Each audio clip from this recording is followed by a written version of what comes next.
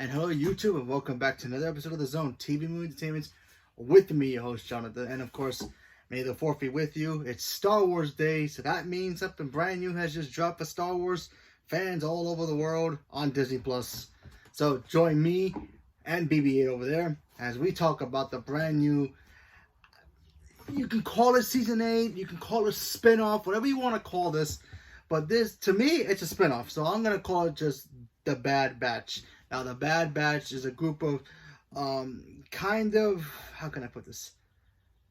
Not wanted, perfected, defected clones that appeared in last season's, in the final season of Clone Wars.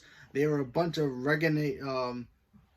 tough guys who are not exactly like the perfect soldier. However, just because they kind of look deformed a little bit doesn't mean they're not perfect. They apparently had more I guess enhancements to them. Some of them ended up getting perfect leadership, perfect super strength, in the sense of what Star Wars super strength is, super intelligence.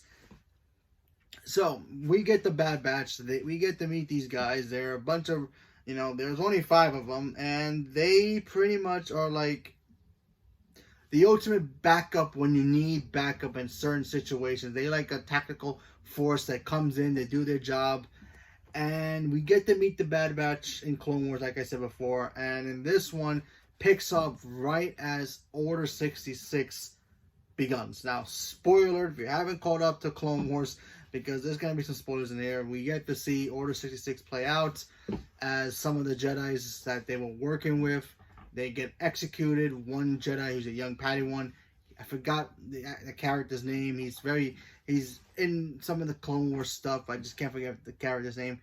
Anyway, he runs off. They try to catch up to him because they have no idea what's going on. You figure, okay, some of them, these guys are defective. They're not going to have the microchip inside them that programs them to follow Order 66. Remember, Order 66 is the key switch to the kill switch to get rid of all the Jedis. When the Emperor Palpatine activates that, all clones go after all the Jedis, including Obi-Wan Kenobi, Yoda, and of course Ahsoka as well. Well, so this is during when Order 66 happens, so we get to see this happen while the movie happened, and the same time as Ahsoka, escaping from that mega ship that she was on with Darth Maul. So it's all happening all at once. So the team, they literally go back to base. They're trying to figure out what the heck just happened. They think the kid's gone because, they escape. He falls off a cliff. They're not even sure if he's dead or alive. So they go back to base and in Kamino.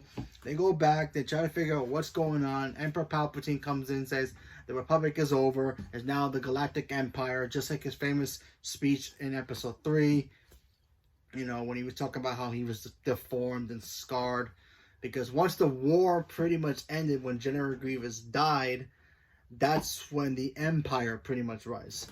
So the Emperor sends Commander Talcon to pretty much go to Kamino to pretty much shut down the clone projects. Because remember, the Stormtroopers are not clones. They are regular people that they recruit and kidnap them, whatever you want to call it.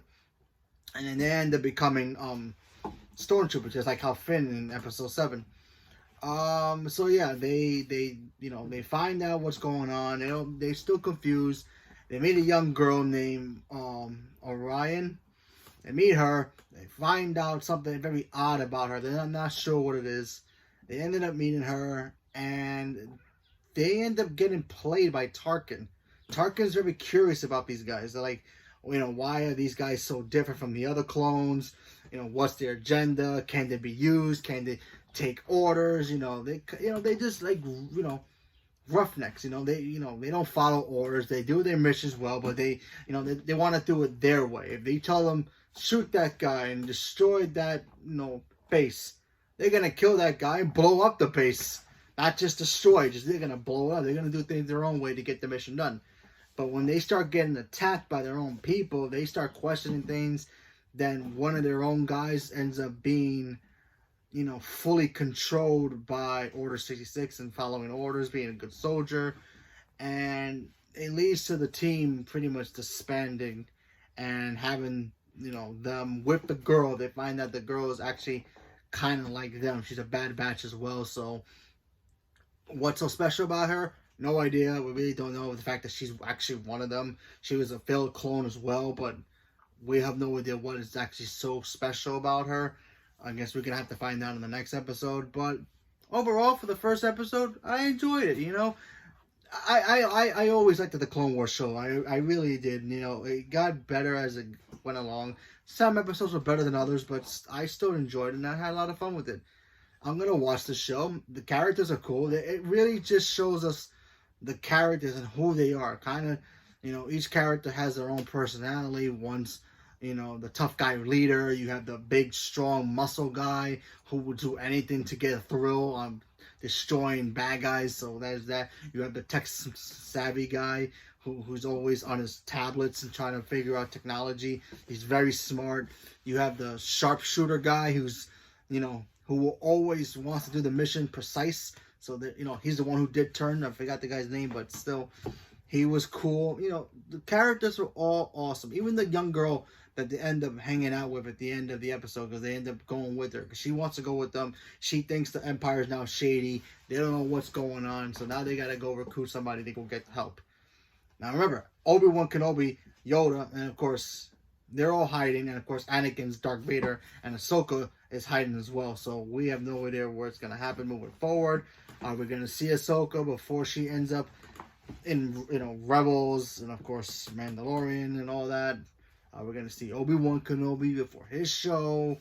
Does this lead into Obi-Wan's spin-off show? Even though that's going to be live action, but a lot of questions to be answered, but we have to just wait and see.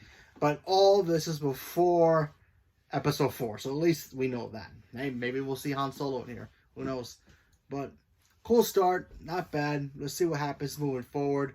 I would assume every episode is going to be on a Friday, just until, I guess, Marvel comes back with Loki in June. So it should be good. So enjoy the episode.